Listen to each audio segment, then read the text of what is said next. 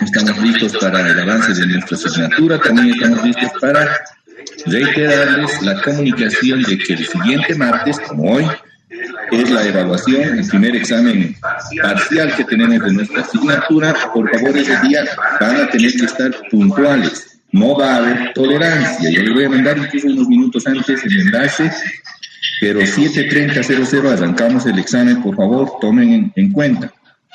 Tomen en cuenta también que es hasta el tema número 7, el avance de la asignatura, para que, y además que es oral, tiene que estar, es oral, y a cualquiera le puedo llamar de manera totalmente aleatoria, no hay necesidad que sigamos un orden alfabético o que se siga algún tipo de secuencia para poder estar en el examen.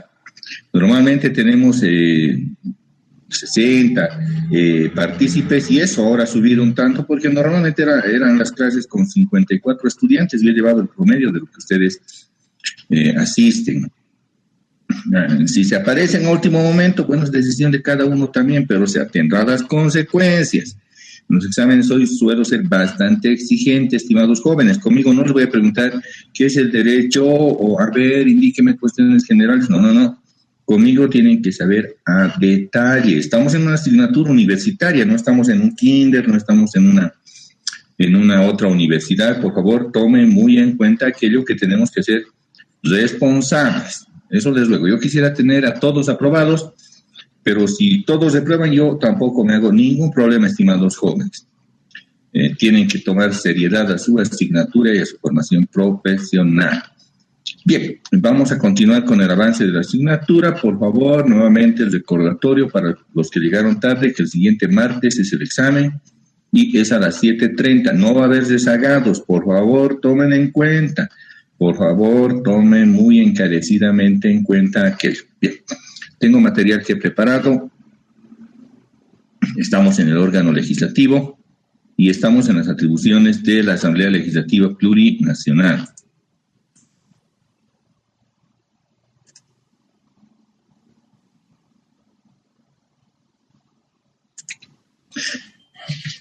...158 de la Constitución Política del Estado, atribuciones de la Asamblea Legislativa Plurinacional. Por favor, un comprendido, ¿se ve la diapositiva? Sí, doctor, se ve. Muy bien, gracias.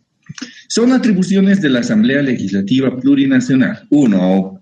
Aprobar automáticamente su presupuesto y ejecutarlo, nombrar y remover al personal administrativo, atender lo relativo a su economía. ¿Qué quiere decir esto? El presupuesto de toda entidad pública es el conjunto de la estimación del ingreso, ¿sí? La estimación del ingreso y el cálculo del gasto que se va a ejecutar durante una gestión anual. El presupuesto siempre es anual, no es un presupuesto para 2 años o para un semestre, aunque se puede dividir, segmentar a efectos de contabilidad o a efectos de evaluar el avance del desarrollo. Se puede segmentar, pero en general el presupuesto es aprobado anualmente. Contiene todos los grupos presupuestarios que hacen a una entidad pública. Las entidades públicas se manejan por presupuestos y los presupuestos no se los hace de manera libre, sino que tienen que seguir normas básicas. Hay normas básicas del sistema de presupuesto. Los amigos contables, los amigos que tienen a su cargo la administración de las entidades públicas son los que más a detalle conocen de este tema. El presupuesto, sin embargo, no se lo hace de manera libre, y así la Asamblea Legislativa aprueba su propio presupuesto. ¿Cuánto de personal va a tener? Aparte de los senadores y diputados, tiene personal de apoyo, llámese secretarias, asesores, personal de libre nombramiento de cada diputado o senador, si es que acaso hubiera en el presupuesto, gastos de combustible para transporte, vehículos, mantenimiento de vehículos, electricidad, agua potable, en fin, lo que tenga que gastarse durante el año para que esa entidad funcione. No puede haber ningún grupo que se lo deje sin funcionar. Y por eso se hace un presupuesto también trazado en función del POA. POA es el conjunto de actividades que en el año se van a realizar, así se dirá. En este año la Asamblea Legislativa se va a reunir en 300 sesiones, con una estimación.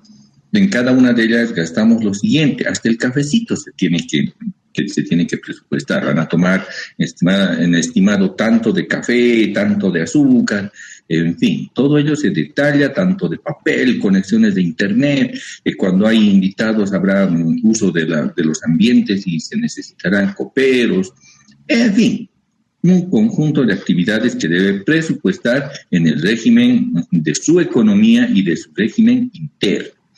También tiene la función en el numeral 2 de fijar la remuneración de las y los asambleístas, que no puede ser mayor a la del vicepresidente, y se prohíbe cualquier ingreso adicional por actividad remunerada. ¿Qué quiere decir esto?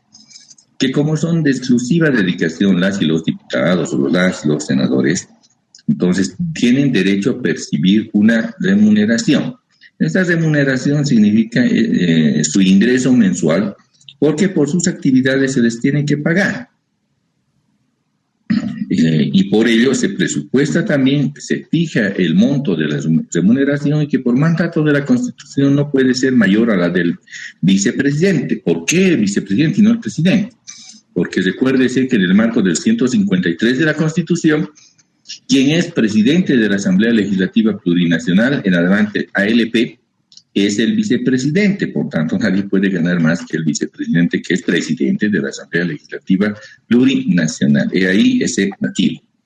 También tiene atribución en el numeral 4 para elegir a 6 de los miembros del órgano electoral plurinacional por voto de 2/3 de los miembros presentes. Es decir, que ya comenzamos con las atribuciones de nombramiento o de designación. En este caso, recordemos que el órgano electoral plurinacional, es decir, el Tribunal Supremo Electoral, está conformado por 7 vocales. De estos 7 vocales, el presidente, el ejecutivo, tiene derecho a designar uno a su criterio. Entonces, nombrará a quien considere necesario para que ocupe esa plaza. Pero el resto, los 6, son designados por la Asamblea Legislativa Plurinacional previo concurso de méritos, y que se los vota o se aprueba esta designación por 2/3 de los miembros presentes. ¿Cuál es la diferencia entre miembros presentes y total de miembros, estimados amigos? Hemos hecho esa diferencia. Hola.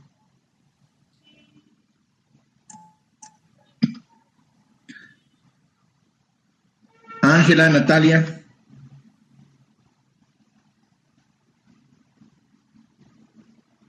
Ángela, Natalie, Katari González. ¿Está en clases o no? ¿Lo has desconectado? A ver, ¿está en clases Ángela, Natalie, Katari González? Doctor. Muy buenos días. Tienen que estar atentos, por favor. ¿Cuál es la diferencia entre total de miembros y miembros presentes en cuanto a la votación de 2/3? Doctor, justamente. ¿Cuál es la diferencia, señorita? ¿Me está escuchando? Sí, doctor. ¿Y entonces la respuesta cuál es? Estamos a una semana de la evaluación.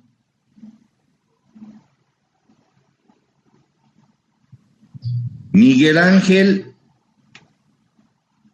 Zacaca López. Hola, buenos días, doctor. Buenos días. ¿Cuál es la diferencia entre 2/3 del total de los miembros y 2/3 de los miembros presentes, como señala el numeral 4 del artículo 158, parágrafo 1 de la Constitución? ¿Cuál es la diferencia? Doctor, 2/3 de los miembros del total de los miembros presentes sería de todos. No. Alto. 2/3 del total de los miembros y sí, 2/3 de los miembros presentes. No son lo mismo. ¿Cuál es la diferencia? Sí, los miembros presentes es en el caso donde, digamos, mañana van a asistir, mañana es la elección y mañana asisten 80 personas y 2/3 de los miembros presentes. O sea, solo se va a contar de las 80 personas y no de los 130 los de la Asamblea Constituyente. ¿Cuál constituyente? No. La Asamblea Legislativa está conformada por 166 miembros, 130 diputados, 36 senadores. Sí, doctor. Ya. Ahora, de los miembros presentes necesitamos un requisito, es el quórum. Debe haber quórum, que es el 50% más uno. Ese es el requisito. Entonces, en los miembros presentes hay el 50% más uno. Pero eso ya he explicado, simplemente estaba haciendo comprobación. Entiendo que nadie le está haciendo seguimiento a lo que yo explico. Pero vamos a ver en el examen, seguramente ya van a estar bastante bien preparados. Numeral 5. Preseleccionar a las y los candidatos para el Tribunal Constitucional Plurinacional, Tribunal Supremo de Justicia, Tribunal Agroambiental y Consejo de la Magistratura. En el marco del artículo 182 de la Constitución Política del Estado, estos cargos jerárquicos se eligen por voto ciudadano. Es una de las principales críticas que se tiene a las reformas. Se dice, tenemos malos jueces porque se los vota por nombre, por voto ciudadano. Eso es totalmente falso. Anoche nomás se ha conocido la designación de una vocal bastante cuestionada, pero bueno, eso no se ha hecho por voto popular. O hace unos 2 o 3 meses se ha conocido la designación de un ex fiscal convertido ahora en juez. Eso tampoco se hace por voto ciudadano. Lo que sí se hace por voto ciudadano es la nominación, más bien la elección judicial, pero de los más altos cargos, que son del Tribunal Constitucional Plurinacional, Tribunal Supremo de Justicia, Tribunal Agroambiental y el Consejo de la Magistratura. Referíamos al artículo 182 de la Constitución, que está vinculado a este 158, numeral 5, debido a que en la preselección existe además una etapa de precalificación que se ha eludido en las elecciones del 2011 y del 2017. ¿Pero cuál es la diferencia? Si bien la preselección es una atribución política que tiene la Asamblea Legislativa, es un órgano deliberativo y por tanto político, sin embargo, no se puede excluir que la etapa de precalificación permite que cada postulante tenga asignado un puntaje. A eso se refiere, precalificación. Por ejemplo, la siguiente semana nosotros vamos a rendir una prueba y no va a bastar con que esté presente para que tenga una calificación. Obviamente que tendrá que tener las respuestas adecuadas a las preguntas que se les van a formular. Si tiene las preguntas adecuadas y son las que corresponden a lo que hemos avanzado, porque aquí no hay vinculación, tengo la idea, se aproxima, no, es o blanco o negro, se sabe o no, punto. Del mismo modo, la Asamblea Legislativa Plurinacional debe, en todo caso, evaluar los méritos que le corresponden a sus postulantes. ¿Cuál es el problema en realidad de la etapa de preselección en Bolivia? ¿Y por qué tenemos tan desconocidos magistrados? No voy a decir si buenos o malos, pero sí voy a decir desconocidos, porque hace 20 años o un poco más, cuando yo era estudiante, por ejemplo, si se nos preguntaba quién es el presidente del Tribunal Supremo de Justicia, la Corte Suprema de Justicia, todo el curso, eso era sin excepción, el doctor Edgar Orlitas Fernández, un excelente profesional, no sé de dónde sería, creo que era paseño o algo así, o cochabambino, no tengo idea, pero todos sabíamos que era el presidente de la Corte Suprema de Justicia, Edgar Orlitas Fernández. Y se preguntaba también, ¿quién es el presidente del Tribunal Constitucional? Y todos a coro decíamos, el doctor Pablo Dermisaki Peredo. Incluso su libro hasta hoy se sigue llevando en las universidades. Así de conocidos eran. Pero si hoy pregunto, ¿quién es el presidente del Tribunal Supremo de Justicia? ¿O quién es el presidente del Tribunal Supremo Electoral? Constitucional Plurinacional, o peor aún, del Tribunal Agroambiental, y peor aún del Consejo de la Magistratura, yo sé que no voy a tener respuesta por parte de los estudiantes, porque son personajes desconocidos, lo que significa que la Asamblea Legislativa Plurinacional está incumpliendo esta su labor de precalificar y preseleccionar, quiere decir precalificar a los abogados más destacados. De eso se trata la elección judicial, que los abogados más destacados en el foro puedan ser postulantes. ¿Y por qué se está excluyendo aquello? Es sencillo. En la etapa de precalificación, pese a que el mandato del 182 de la Constitución Política del Estado indica precalificar sus méritos, porque eso se entiende, lo que se han inventado en la Asamblea Legislativa es otros 2 componentes más. Sí, en lugar de precalificar solamente los méritos, lo que se ha hecho es, bueno, que eso tiene un puntaje, digamos que un 40%, 40 sobre 100, 30 sobre 100 se ha tenido como evaluación un examen. Y ustedes bien saben que en la anterior elección judicial, algunos de los postulantes estaban haciendo trampa, lo que nosotros conocemos, el chanchullo, incluso en su mano, ahí tenían las respuestas. ¿Cómo podían tener las respuestas de un examen que era electrónico? Porque obviamente había nomás algo no transparente con las personas que han formulado las preguntas, o con el equipo académico, llamémosle así, que ha formulado las preguntas. En la Constitución no dice previo examen de competencias, dice previa evaluación, precalificación, que incluye solamente sus méritos, de haber sido abogado por 8 años cuando menos, de haber sido docente, de haber sido juez, probo o abogado libre en el ejercicio de la profesión. Y en el caso del Consejo de la Magistratura, no hay el requisito de ser abogado, pero sí se tiene que tener conocimiento administrativo o económico, además. Entonces, lo primero que distorsiona esta precalificación es el examen, para comenzar. Y lo segundo, otro 30%, por si les va mal incluso en el examen a sus amiguitos, les ayudan con la entrevista. Yo no sé en qué pueda consistir una entrevista. La Constitución no indica previa entrevista, pero bueno, ellos han inventado en la etapa de precalificación la entrevista, que equivale a otros 30% de puntaje. ¿Qué quiero decir? Si a ustedes les evaluara, estimados jóvenes, yo les tendría que tomar su examen, punto. Pero no tendría por qué hacerles una entrevista y otros parámetros que no correspondan a los de la evaluación. Sin embargo, contra el mandato de la Constitución Política del Estado, quienes preseleccionan y precalifican, es decir, la Asamblea Legislativa, incumple la Constitución porque ha devaluado, ha reducido a un 40% nomás los méritos y le ha puesto 30% a un examen, que sabemos que es amañado, y un 30% a una entrevista. Y claro, con la entrevista, ahí está tu amigo, a ver, qué bien se ve mi amigo, que se llama Juan Pérez, yo le pongo 30. Y aquel que es un excelente abogado, que tiene todos los méritos, que tiene doctorado, maestría, libros escritos, es docente, no me cae, yo le voy a poner 1, así, porque es arbitraria la posibilidad de la entrevista. He ahí, en eso radica en realidad la distorsión del sistema de elección judicial, porque luego, claro, nos dan un abanico de personas desconocidas. ¿Y cuál ha sido el resultado de las elecciones judiciales? Pese a que la Asamblea le corresponde a la preselección. Ninguno de los candidatos ha obtenido más del 5% del total de los votos judiciales, es decir, prácticamente nada. Y por eso, ante la ausencia de apoyo nacional o departamental para sus candidaturas, con toda corrección se puede decir, es decir, de la manera más certera se puede afirmar que las y los magistrados electos por voto ciudadano no gozan de legitimidad. He ahí el meollo del asunto.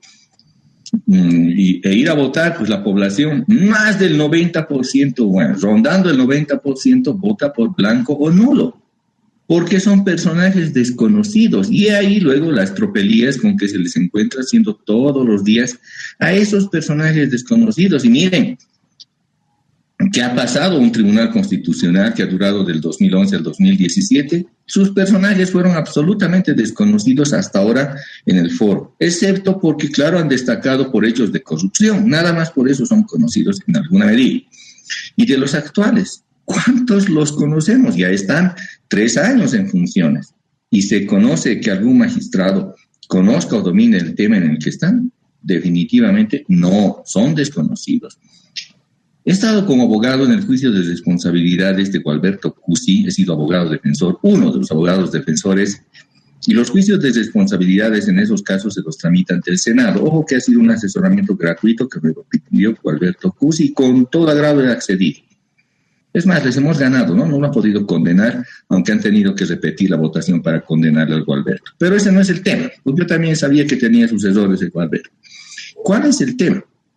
Que cuando hemos convocado como testigos a los demás magistrados, recuerdo bien uno de ellos, un señor Choque Capuma, era magistrado por Oruro porque se vino con su ponchito verde, característico de alguna nación o pueblo de Oruro. Bueno, tomó asiento y le estuvimos interrogando a los demás y he sido el último en interrogarle. Entonces le he preguntado una cuestión absolutamente técnica, era una técnica procesal. en el sentido, ya ni me acuerdo la pregunta cuál era, pero era técnica, a mi estilo, porque yo no pregunto generalidades. Y él me miró y ante el Senado, que era la Cámara que pronuncia sentencia, es decir, se convierte en un tribunal de sentencia, la Cámara de Senadores, dijo sin desparpajo, sin inmutarse: ¿cómo me va a preguntar eso a mí? Yo no soy técnico. A los asesores hay que preguntarles. Pero si él es el magistrado, él por mandato de la Constitución debiera estar dando las resoluciones. Lo que pasa es que como ignoran el tema técnico, es decir, ignoran estos temas de preclusión, de subsidiariedad, y más al parecer se dedican a ser protocolares, no tuvo desparpajo de decir de manera libre que él no dominaba los temas constitucionales, técnicos. Entonces, ¿qué es lo que conocía? La Constitución es la norma suprema, tiene 4 órganos el Estado y listo. O sea, lo que les preguntan a ustedes también los demás docentes, no a ustedes, sino a sus colegas, a sus compañeros de nivel, no de curso. Y eso me lleva también a la siguiente conclusión. Si un magistrado, porque está de magistrado, no conoce la parte procesal, ya me imagino nomás qué es lo que está sucediendo en el nivel. Y por eso nos explicamos que esta labor de la preselección y precalificación, tiene razón el pueblo boliviano en no expresar su votación favorablemente de uno u otro candidato, debido a que son personajes desconocidos, ya están en los términos más sencillos, lo digo, ignorantes del tema procesal, porque todos somos ignorantes en algo, definitivamente, en varias cosas. Yo soy ignorante, no puedo hacer una operación de corazón abierto, lo mataría al paciente, es más, no sabría cómo abrir el corazón si es que tiene una cardiopatía, y me ponen la bata de médico y me dan un bisturí, yo me moriría de miedo ahí mismo.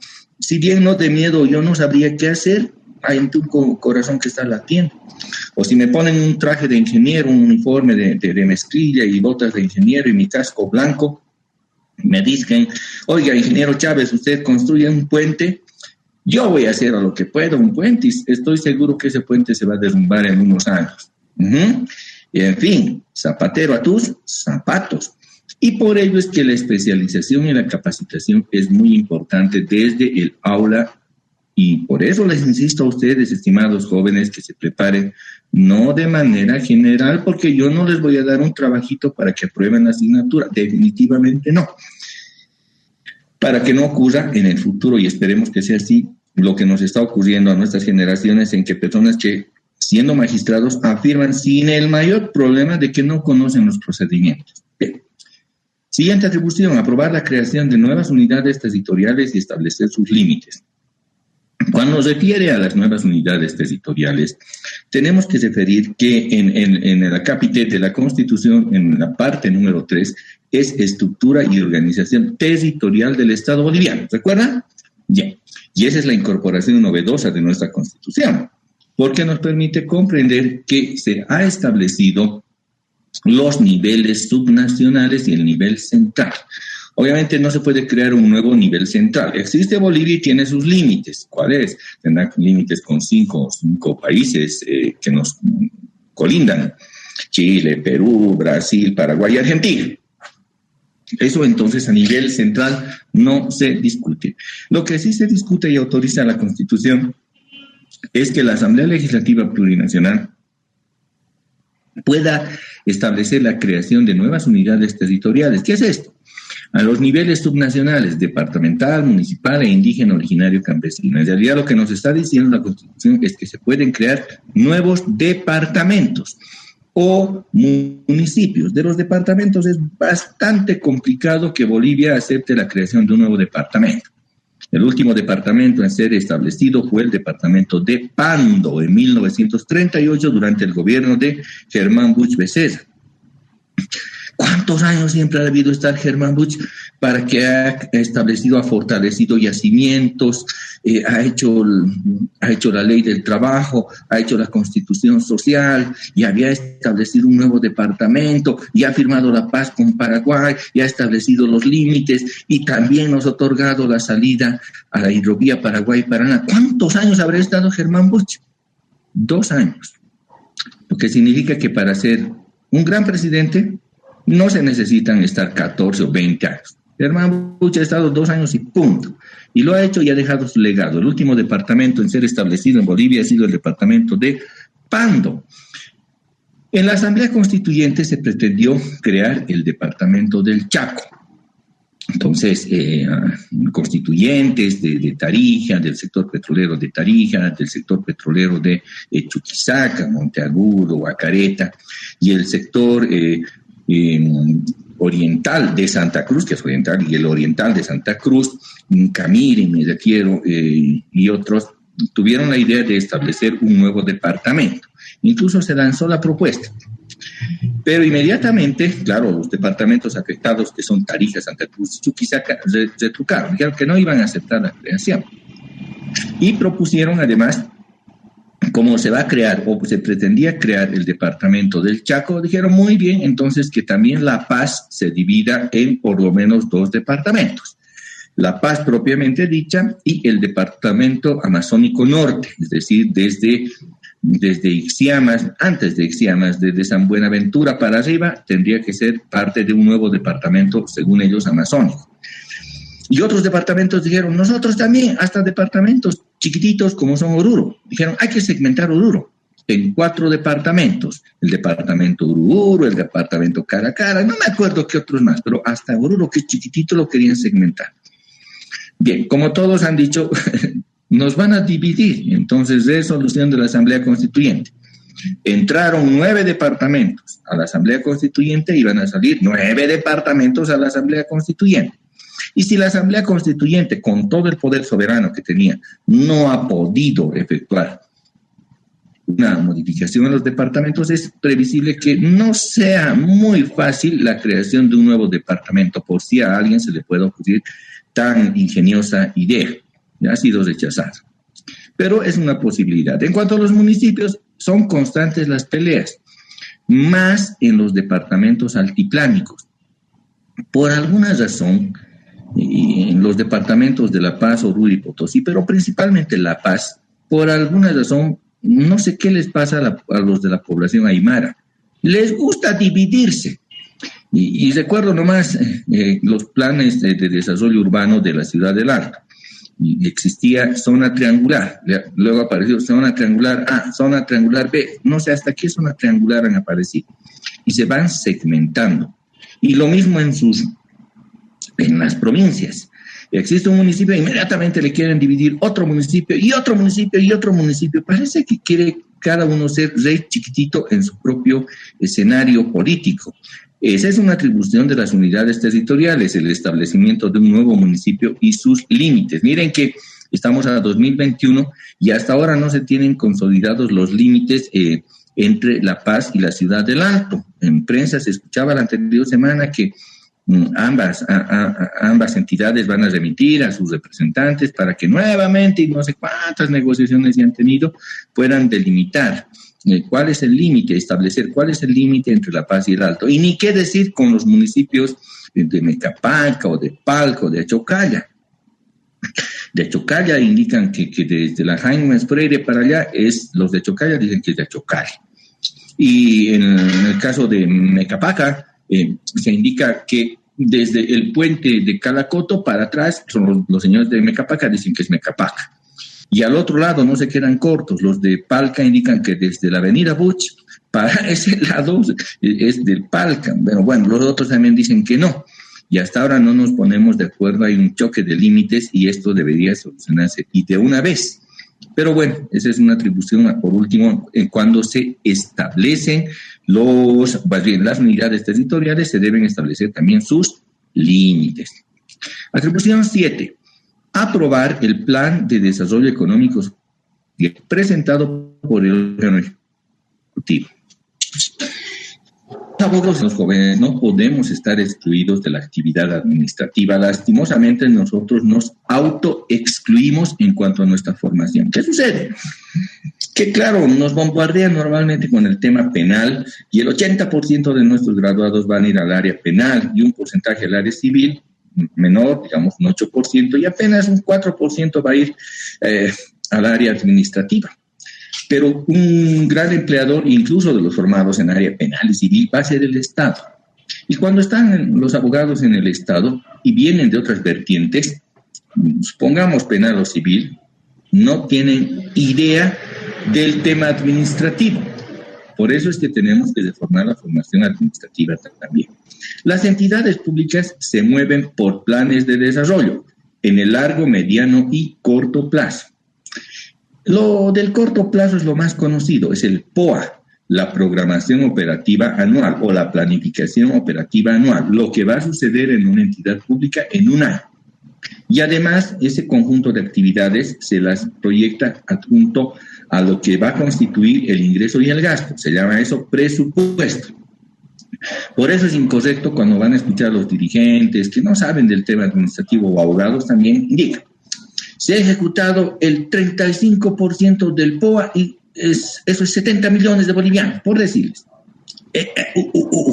Ahí se está mezclando actividades programadas con gasto efectuado. ¿Y cuál es la diferencia?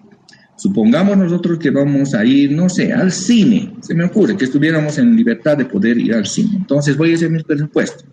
Voy a gastar tanto en movilidades o gasolina, voy a gastar tanto en la entrada, voy a gastar tanto en mi golosina y mi costo total va a ser lo siguiente. Eso es mi presupuesto. Pero ¿cuáles serían las actividades puras? Ir de mi casa al cine, estar en el cine, salir del cine, comer algunas golosinas, retornar. Miren, en eso no he puesto ningún gasto. Entonces, el POA es el conjunto de actividades a desarrollar. Y el presupuesto es el gasto que significa desarrollar esas actividades. Cuando llevemos la parte del órgano ejecutivo y vamos a entrarle a esto de la administración y del POA, vamos a llevar con mayor detalle. En el caso del Estado, del mismo modo se maneja. Las entidades públicas aprueban cada una de ellas su programación o planificación operativa anual, que es el POA. Y en el mediano plazo, eso es en el corto plazo, en el mediano plazo, entre 5 años aproximadamente, se proyecta qué va a hacer la entidad en 5 años. Si ustedes han entrado a las entidades públicas, inclusive a nuestra facultad, van a ver visión y misión. Y en ellas la misión se va a decir qué realiza la universidad, formar profesionales. Y eso es la misión. ¿Qué misión tiene? Va a tener por misión formar profesionales destacados con cultura de paz, con vocación de llevar la justicia, en fin. ¿Y cuál va a ser nuestra visión? Cuando uno dice visión, ¿por qué dicen visión? Estos deben tener visiones. No. La visión significa qué es lo que queremos obtener en el mediano plazo. La visión en realidad es el objetivo del PEI. El PEI. Miren que ustedes conocen el POA. Ahora les voy a presentar a su hermano mayor. Es el PEI, Plan Estratégico Institucional. ¡Wow! ¿Qué es eso? Bueno, es el hermano mayor del POA y significa la sumatoria de POAs en el mediano plazo, normalmente en 5 años. Así como decimos que en el POA vamos a hacer una cosa en un año, en 5 años, ¿qué vamos a hacer? Para eso nos tratamos de un objetivo que lo traducimos en la visión de lo que va a ser. Y diremos, para el año 2000, ahorita estamos en el 2021, para el año 2026 o en el futuro inmediato, porque así se habla en términos de planificación, la Facultad de Derecho habrá logrado equilibrar y se habrá consolidado como líder de la formación de profesionales con cultura de paz y justicia. Miren, estoy trazando nuestra visión. Si van a las aulas o si estuvieran en la oportunidad de asistir a las aulas, cuando había presenciales, se han debido percatar eso. Misión y visión. ¿Qué será eso? Dicen, ¿no? Pero es la planificación en el mediano plazo. Y en el largo plazo, Chávez, ¿cuál es la programación en el largo plazo? Bueno, se llama el Plan de Desarrollo Económico Social. Entonces, un corto plazo es de 1 año, un mediano plazo es de 5 años y un largo plazo es de 10 años. Es decir, ya no qué van a hacer las entidades públicas, ya no qué van a hacer las entidades públicas a futuro, sino lo que va a hacer el Estado enterito en 5 años.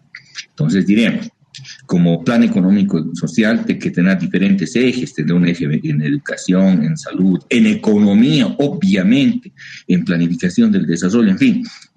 Va a decir, en 10 años Bolivia va a cambiar de matriz energética y en consecuencia, sobre la base de energías limpias y particularmente el litio, vamos a alcanzar un Producto Interno Bruto igual o mayor al que tenemos en la actualidad, y lo que va a significar redistribuir ese PIB per cápita por persona para que incrementemos nuestros ingresos reales. ¿Eso es la planificación? Sí. Ya se ha perdido este concepto porque se decía la Agenda 2020-2025, pero eso es mediano plazo. En realidad, Bolivia necesita trazar un plan de desarrollo económico-social en el largo plazo. Queremos decir que en 10 años vamos a erradicar todo el analfabetismo. Vamos a establecer una nueva planificación de lo que consideramos nuestro sistema de salud. ¿Ya de qué sentido tiene lamentarnos de lo que ha pasado? No ha hecho canchitas lo que sea, ya. Eso es pasado, veamos a futuro. Con nuevos actores políticos diremos, vamos a establecer un nuevo sistema de salud, hospitales en cada uno de los departamentos. Vamos a, para ello, tener cuadros necesarios para el desarrollo de Bolivia. Ingenieros y médicos son necesarios, no tanto abogados. Entonces, ingenieros y médicos los vamos a tener también, porque queremos formar nuestro desarrollo. En fin, vamos a tener un Estado más próximo, siempre en el entendido de que el Estado tiene que participar regulando la economía, pero tampoco se puede excluir la participación de los actores individuales, vale decir, la iniciativa privada. Para eso se tendrá que tener estadistas. El desarrollo del plan económico y social necesita a hombres que piensen en el Estado y del Estado. A eso se llaman los estrategas estadistas. Y Bolivia es carente de estadistas. No tenemos estadistas por nuestras limitaciones en la formación. El último gran estadista que ha tenido Bolivia y que ha tenido la función del desarrollo económico-social de Bolivia, miren que ha sido en los mediados de la década del siglo XX. ¿Y quién era? Víctor Paz Estenssoro. Él tenía esa formación de abogado y economista y tenía la posibilidad no solamente de entramparse en las leyes, sino además de ver el efecto económico. Y si tenemos hoy la Santa Cruz grande que tenemos, y si hoy exportamos soya y carne, hemos cambiado nuestra matriz económica, que antes, miren, para esos años era el estaño. Hoy ya el estaño es bastante residual. Hoy vivimos del gas y estamos propendiendo a la matriz de otro producto, como es el litio. Entonces, los estadistas nacen cada 50 años así, y lastimosamente Bolivia pues no tiene esos cuadros que son los estadistas, pero para ello la Constitución prevé que tengamos que aprobar nuestros planes de desarrollo económico y social. También, numeral 8, aprobar las leyes en materia de presupuestos, endeudamiento, control y fiscalización de recursos estatales y de crédito público. ¿Qué quiere decir? Que todo lo que es presupuesto, todo lo que es endeudamiento y control, fiscalización de recursos estatales, subvenciones y ejecuciones de las obras y de necesidad se hacen mediante ley que se emite en la Asamblea Legislativa Plurinacional. ¿Y cómo se emiten las leyes? Y eso es importantísimo comprender, que en realidad la denominación de la Asamblea Legislativa Plurinacional, el nombre que se tiene de la Asamblea Legislativa, es justamente porque la función principal de este cuerpo político es legislar. Y entonces le corresponde, en el marco del numeral 3 del artículo 158 de la Constitución, a la Asamblea Legislativa Plurinacional le corresponde emitir las leyes, que le llama dictar leyes. También tiene función o facultad para interpretar la ley. Es algo que comúnmente ustedes van a escuchar en los tribunales, a los abogados de otra audiencia, en la misma que estoy yo. Según mi interpretación, dirá el otro abogado, el fiscal o lo que sea, esto debe ser la ley. Qué interesante. Los jueces dirán, yo interpreto de la siguiente manera. Qué interesante. O los profesores de otra área del derecho nos dirán, y así se debe interpretar la ley. Pero pues ninguno de ellos tiene razón, porque la atribución de la interpretación es exclusiva y propia de la Asamblea Legislativa Plurinacional y de nadie más. Por tanto, tiene funciones de dictar las leyes de acuerdo al procedimiento legislativo que vamos a ver en nuestro tema seguramente mañana, interpretar las que habíamos referido, derogarlas o abrogarlas, es decir, dejarlas en efecto en totalidad o parte, derogar en parte, abrogarlas en su totalidad. Y o modificarlas. También tiene la Asamblea Legislativa, que es el ente creador de las leyes, el único que puede modificar a las propias leyes. Entonces, cuando estamos hablando de aprobar las leyes, por ejemplo, de manera específica en temas de presupuestos, endeudamiento, control y fiscalización, lo que había referido, los abogados no estamos muy vinculados, o los abogados de otras áreas no están muy vinculados al área presupuestaria. Y he ahí los errores que tienen de no conocer temas administrativos. Se escucha a algunos políticos decir, se debe hacer esto en materia administrativa. Bueno, ellos vienen de vertiente penal. Y cuando no se conoce la vertiente administrativa o constitucional, se pueden hacer los ridículos semejantes que, bueno, no se los puede comprender en muchos casos. Hoy me van a entrevistar en Radio Universitaria, que es nuestra casa superior. Yo siempre participo en Radio Universitaria, en el canal universitario. Voy a estar para quienes quieran seguirme. Vamos a hablar de la reforma judicial a las 11 de la mañana, FM 97.6. Es la radio de la Universidad Mayor de San Andrés. Yo siempre reclamo por una universidad tan querida y la que ustedes también se están formando, estimados jóvenes. Perdónenme que haga esa publicidad. Bien, vamos a las siguientes atribuciones de la Asamblea Legislativa. Decidir las medidas económicas estatales imprescindibles en caso de necesidad pública. Como son cuestiones económicas y son medidas económicas, muchas veces los diputados o senadores toman estas decisiones, pero ¿sabrán realmente de lo que están decidiendo? Una diferencia con el sistema parlamentario británico es que de verdad los diputados, por lo menos los de la Cámara de Comunes de los británicos, sí conocen, pero a detalle, y es más, la materia de sus debates son medidas económicas que se aplican para sus votantes, si les afectan o benefician.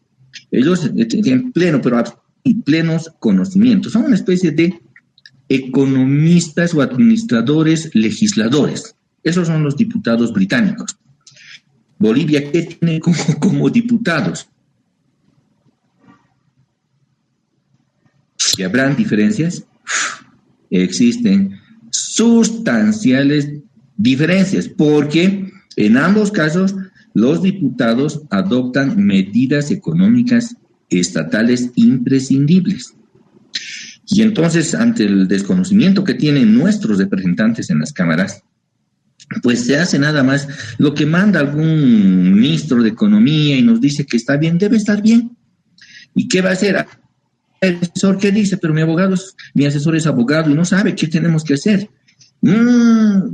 ¿Y ahora qué hacemos? Bueno, aprobaremos nomás. Entonces, quienes están de acuerdo con esta medida económica imprescindible, si es que manda el gobierno, levanten la mano. Y bueno, levantan la mano. ¿Qué estarán aprobando? No tienen la más peregrina idea.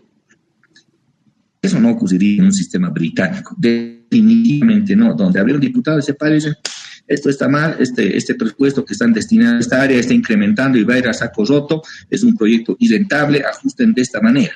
O sea, son técnicos. Y tienen que ser técnicos, conocedores del manejo administrativo. ¿Acaso es solamente hacer leyes?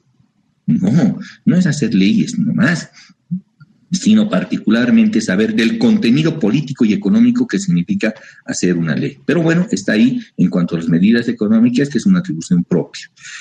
10. Aprobar la concesión de empréstitos que comprometan las rentas generales del Estado y autorizar a las universidades la contratación de empréstitos. Crédito. Los créditos necesariamente tienen que venir aprobados por la Asamblea Legislativa Plurinacional.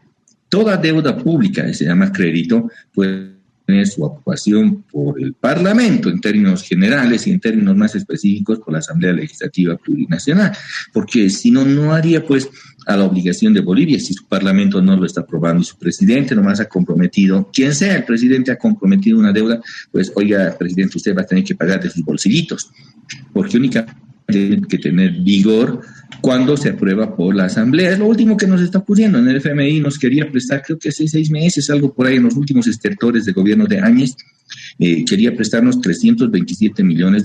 El FMI.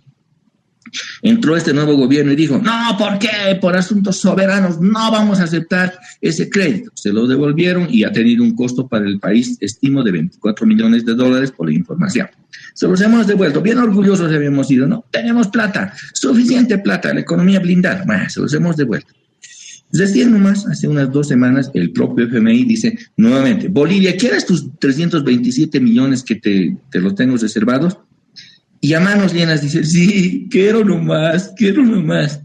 Pero en ese inter en que aceptábamos y rechazábamos, se han erogado $24 millones.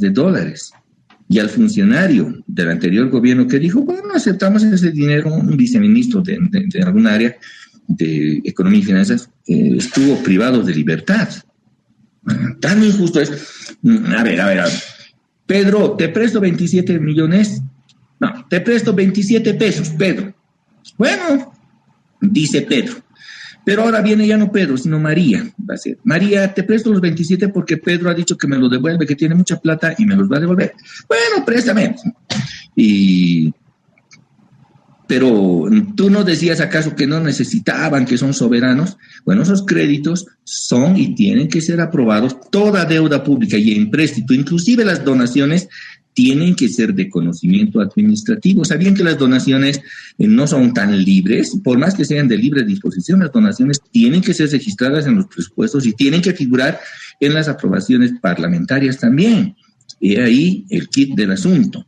También corresponde a la Asamblea Legislativa aprobar el presupuesto general del Estado presentado por el órgano ejecutivo y recibido el proyecto de ley. Se tiene el plazo de 60 días para su tratamiento y aprobación. Y aquí viene un caso. Y si no aprueban en los 60 días, vamos a hacer el siguiente ejercicio, estimados jóvenes. El Ministerio de Economía y Finanzas Públicas pide a todas las entidades públicas que hasta el 30 de septiembre remitan su proyecto de presupuesto. Todas las entidades, municipios, alcaldías, gobernaciones, todos tienen que remitirle, ministerios, todos al órgano ejecutivo, es decir, al Ministerio de Economía y Finanzas, que es el órgano rector en materia presupuestaria. Todas, hasta el 30 de septiembre, unos no alcanzan a hacer y copian el anterior presupuesto, los municipios en especial, y le mandan lo mismo, nomás copiar. Bueno, durante 30 días, es decir, todo octubre, el Ministerio de Economía les hace ajustes. Lo que decimos, les mete tijera, le mete goma, ya saben, tienen técnicos especializados en el Ministerio de Economía. Les dice, oye, municipio de no sé de dónde, me has mandado tu presupuesto del año pasado. Te voy a repetir tu presupuesto porque no me han cumplido las formalidades. Y el alcalde dice, ay, no, es que no sabía, no podía. Oiga, no está pues para hacer obritas, para ponerse su nombre nomás que diga ridículamente Juan Mamani, alcalde de tal cosa, eso es ridículo. Está usted para administrar. Bueno, si usted no me ha presentado, yo no me hago ningún problema, le voy a repetir al alcalde, punto.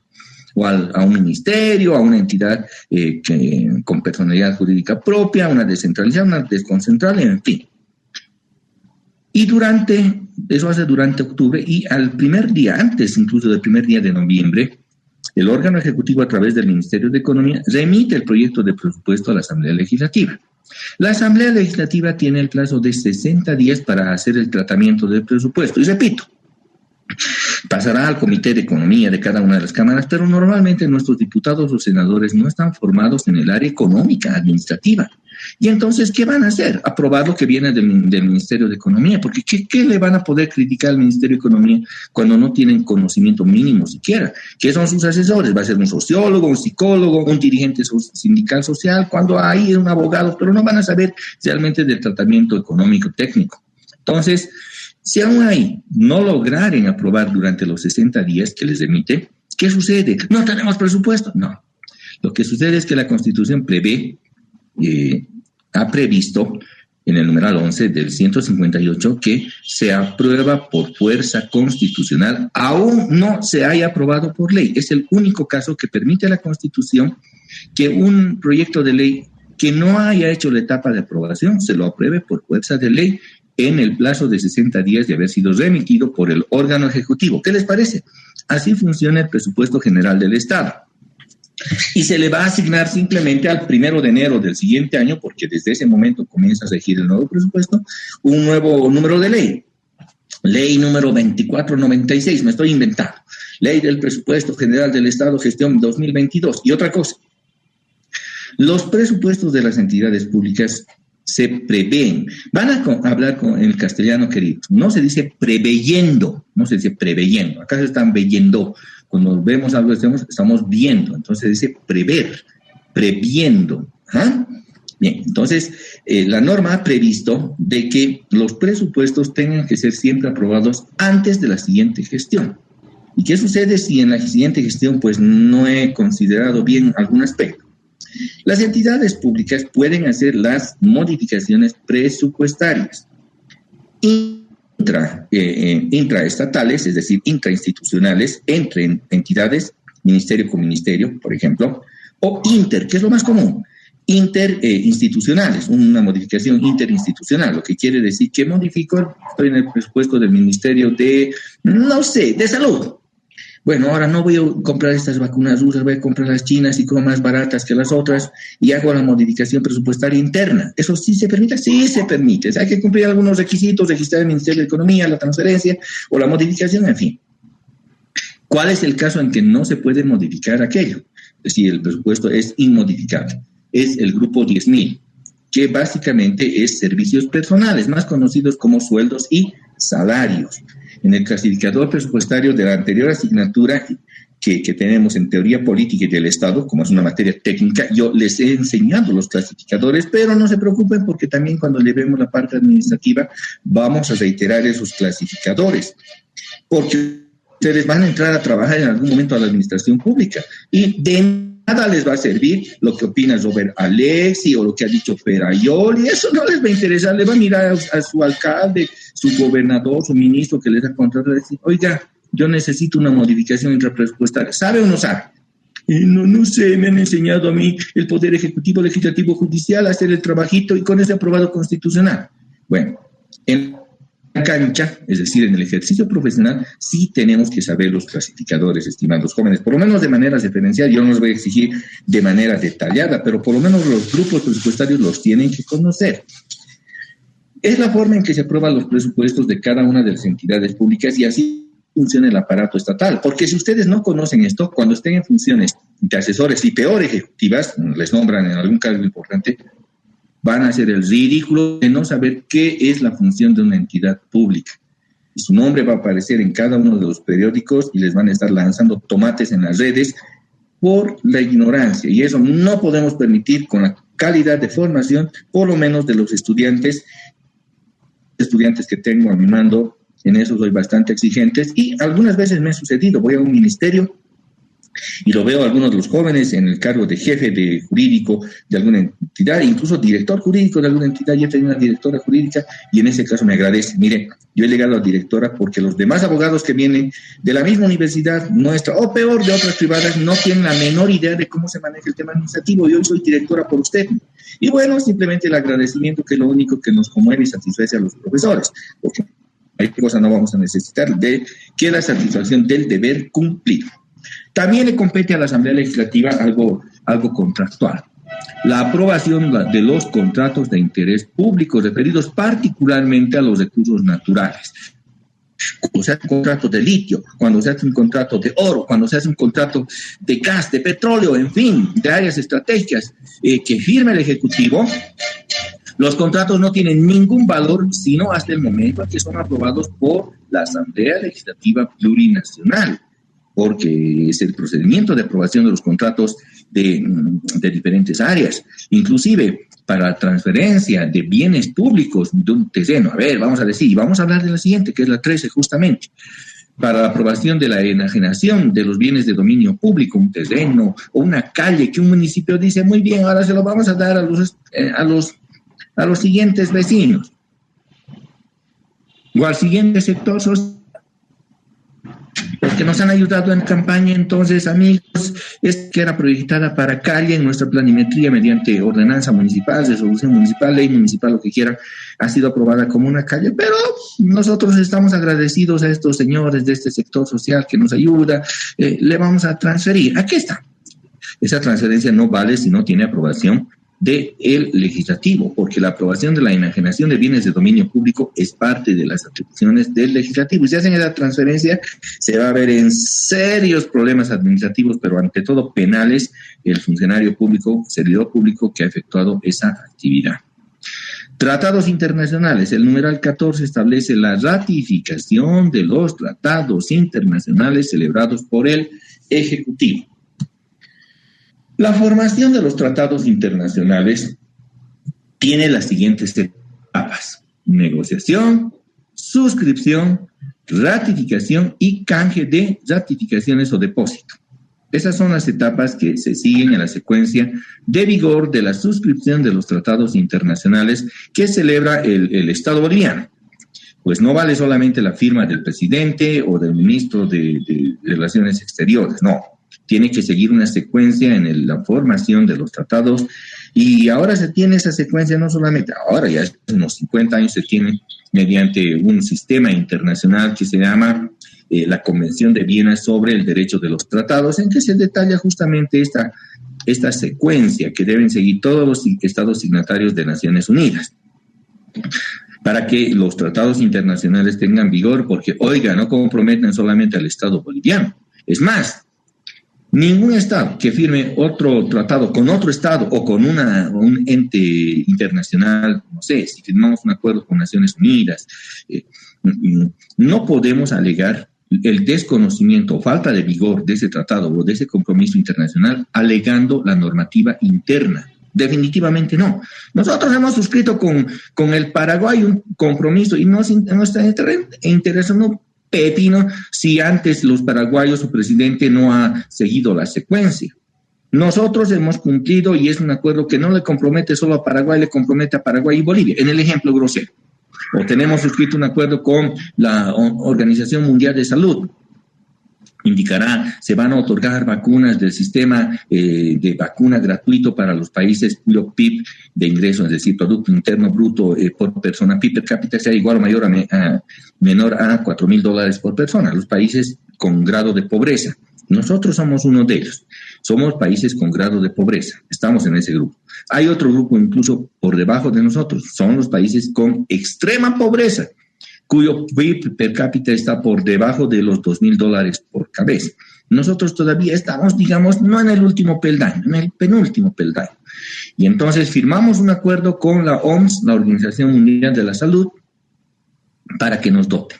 Luego no podemos estar diciendo internamente, pues nuestro ministro de Salud no ha previsto que sean estas vacunas, o no podemos decir, pues no ha coordinado con las gobernaciones o con los municipios, pues no se ha ido a la Contraloría, no se ha ido al Ministerio, pues no le interesa a la Organización Mundial de Salud. La Organización Mundial de Salud, la ONU, la OEA, todos han firmado un acuerdo con Bolivia y punto. Lo que haya ocurrido en Bolivia internamente, eso no le preocupa ni a la OEA, ni a la OMS, ni a la ONU, ni a nadie, porque rige un principio en materia internacional. La normativa interna de los estados no puede afectar a las relaciones pactadas en acuerdo. Esa es una regla internacional elemental. Y ustedes tienen que conocer también aquello. Entonces le corresponde a la Asamblea Legislativa Plurinacional la ratificación de los tratados internacionales celebrados por el órgano ejecutivo a través del presidente y del Ministerio de Relaciones Exteriores. Eso también es otra aclaración. Seguramente cuando estén en alguna alcaldía, en una gobernación, en algún ministerio, y les va a llegar una nota, no sé, de Alemania. Señores del Ministerio de Aguas, ustedes están en el Ministerio de Aguas, o señores del municipio de Patacamaya, me estoy inventando. Cuidado que el alcalde de Patacamaya lo hemos conocido en aulas, no sé si este es lo anterior, pero bueno. Ustedes pueden firmar un acuerdo con la República Federal Alemana para esto, les vamos a facilitar, no sé, agua potable y tendido de redes, va a ser un crédito blando, bla, bla, bla. Escucha. El alcalde de ahí o el ministro de Aguas dirá, uy, qué bien, he conseguido esto, firmaremos el acuerdo. Se va a meter en un lío de aquellos, porque el órgano ejecutivo es el ente rector a través del Ministerio de Relaciones Exteriores. No quiere decir que no se firme el acuerdo, sino que se debe canalizar mediante el Ministerio de Relaciones Exteriores. Ustedes como respuesta le mandarán a Alemania, interesante su propuesta, la consideramos favorablemente, estamos emitiendo nuestra consulta al órgano rector que es el Ministerio de Relaciones Exteriores. El Ministerio de Relaciones Exteriores les va a pedir algunos requisitos y por último se va a firmar el acuerdo entre la República Federal Alemana y el Estado boliviano a través de un contrato, un convenio, un tratado, en fin, lo que tengan que celebrar. Y eso va a estar ratificado además por la Asamblea Legislativa para tener vigor. Ojo, no se animen a lanzarse nomás ante una propuesta por más bonita que pueda ser, porque se van a ver en serios problemas por vulnerar atribuciones que le competen a la Asamblea Legislativa. Por eso les digo que hay que tener conocimiento administrativo y constitucional para estar en un cargo de función pública. Establecer el sistema monetario. Si ustedes se fijan en cualquier billete que lo puedan tener a mano, la ley boliviana en cuanto a la nominación y fraccionamiento de moneda ha sido establecida en 1986. ¿Cuánto tiene? 35 años. 35 años porque ha establecido en pleno neoliberalismo. Para aquellos que les gusta hablar en contra del neoliberalismo, son perversos, son malvados, son maquiavélicos, son de todo. Oiga, el neoliberalismo es lo que le ha permitido a Bolivia la estabilidad monetaria. ¿Sabían eso? Hasta 1985, la inflación generada en 1982 por el gobierno de la UDP, Unión Democrática Popular, un gobierno de izquierda extrema en que estaba el Partido Comunista, varios de los actores en la actualidad eran también miembros de la UDP. Ha generado un descalabro económico de Bolivia, más o menos con esa misma orientación. No vamos a arrodillarnos ante el FMI, no vamos a arrodillarnos ante el Banco Mundial. Muy bien, dijeron los del Banco Mundial y del FMI. Si Bolivia no quiere dinero y le sobra, pues no les damos financiamiento. Punto. Y entonces, ¿qué sucedió? Cuando no tuvimos créditos internacionales durante la UDP, porque el sistema internacional de finanzas a pedido de Bolivia, nos negó cualquier acceso a crédito, Bolivia no tuvo divisas, es decir, dólares frescos para su economía. Cuando no tienes dólares frescos o estableces un tipo de cambio que no corresponde a la realidad, lo que sucedió es que ante la ausencia de divisas, lo que escasearon fue los productos nacionales. Y tampoco los productos extranjeros se arriesgaban a internar mercancías en Bolivia sabiendo que pronto se iban a devaluar. ¿Qué sentido tiene si yo como un comerciante incluso boliviano compro harina del Perú, la compro en tanto de dólares y en Bolivia cuando llega por la inflación se ha devaluado? Ufa. Entonces, cuando no había esa posibilidad, había escasez de productos. Por eso es que las colas de pan, las colas de azúcar, de todos los productos eran pues para cada producto una cola de amanecida. Si querías comprar pan, tenías que ir al horno de la zona, porque así era, y comprabas 10 marraquetitas que te las vendían así de madrugada y con una fichita para la familia Pérez que vive en tal lugar. Así estábamos. Comprar carne, comprar jabón, comprar de todo era a escondidas, no sabían, del contrabando, del mercado negro. Alto. Nuevamente el estratega boliviano Paz Estenssoro, esta vez en el gobierno del MNR de 1985, dijo al país una propuesta que le hizo ganar. Dijo, vamos a estabilizar la economía de Bolivia, porque Bolivia se nos muere, no vamos a permitir aquello. ¿Qué hizo? Dijo, hay que eliminar a la empresa viciosa que tenemos que nos consume casi todo lo que genera Bolivia, se lo lleva Comibol. Y Comibol no produce. ¿Qué producía Comibol? Huelgas, manifestaciones, dinamitazos. Dijo, muy bien, vamos a cerrar a Comibol.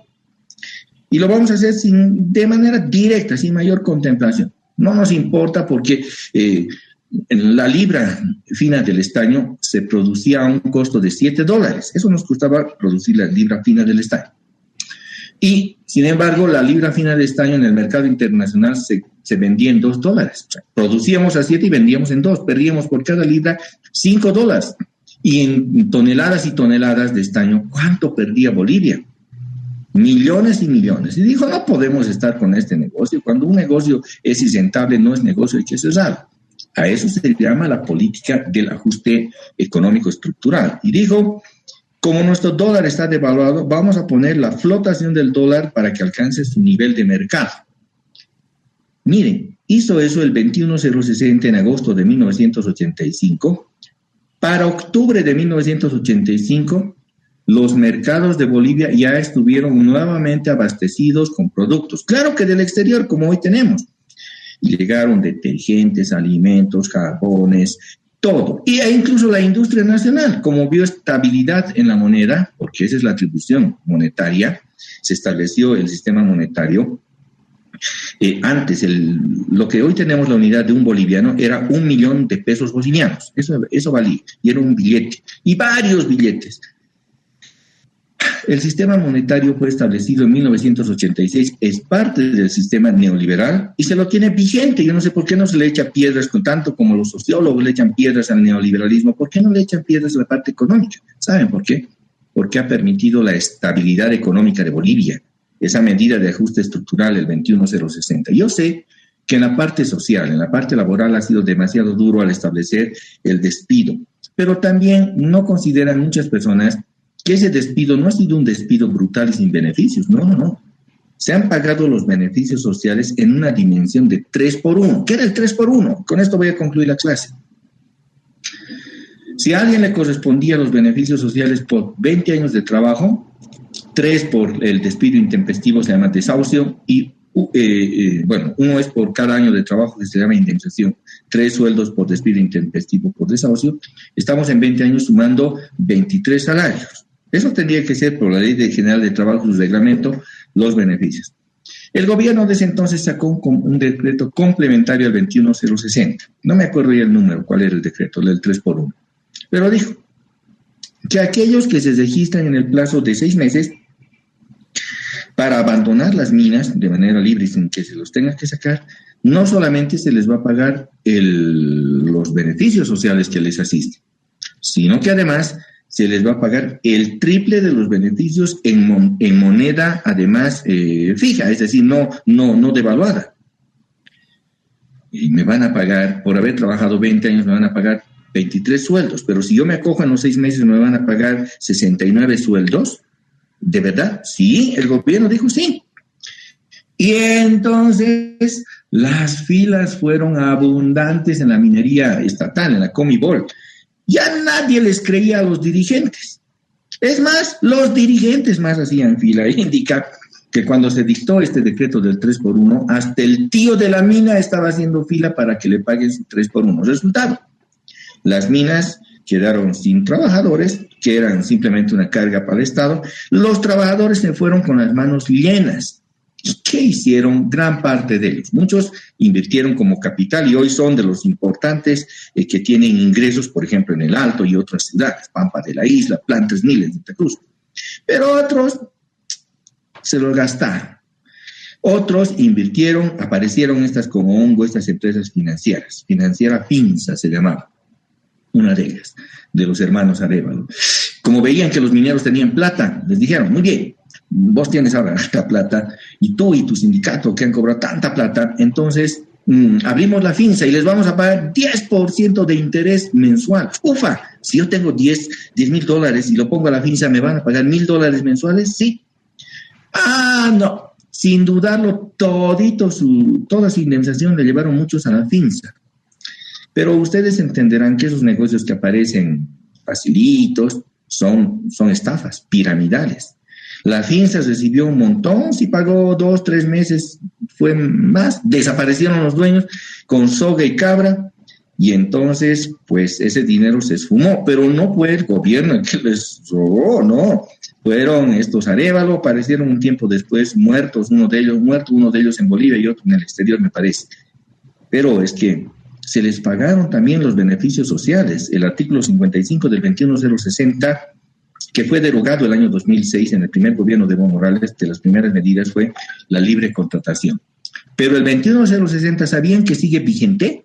El 21060 sigue vigente en el otro componente, el bolsín. Se llama el bolsín, que es la etapa de captación de dólares. ¿Y cuál es el principal recaudador? Llamémosle el lavador de dólares. El propio Banco Central de Bolivia. El Banco Central de Bolivia recibe la compra y venta de dólares y no le importa mucho al Banco Central el origen, si vienen empolvaditos en blanco, si vienen un poquito salpicaditos en sangre. No le interesa. Lo que le interesa es la captación de dólares. ¿Me entienden? Por eso sigue vigente el 21060 en el componente bolsín, porque si no, no podrían captarse dólares. Y ustedes nomás ya dirán de dónde están viniendo los dólares o que se los canjea en el Banco Central. En eso no me voy a meter, en algún momento otras áreas investigarán. Con eso quedamos en esta clase, estimados jóvenes. Muy buenos días. No olviden que la evaluación es el siguiente martes a las 7:30 en punto. Les ruego estar, por favor. Con ello dicho sea, muy buenos días. Un saludo cordial. Nos reencontramos en la siguiente clase mañana. Hasta la próxima. Hasta luego, doctor. Hasta luego. Buenos días. Hasta luego. Que les vaya bien. Buenos días. Buena jornada. Hasta luego.